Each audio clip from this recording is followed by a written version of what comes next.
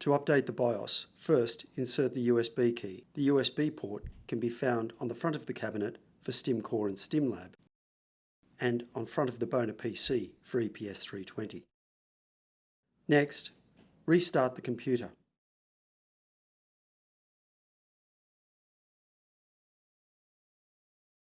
When prompted, press 1 to update, and then press any key to start the process.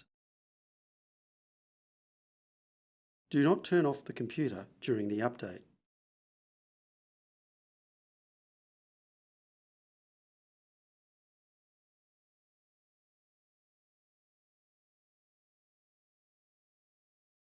When done, remove the USB key and press any key.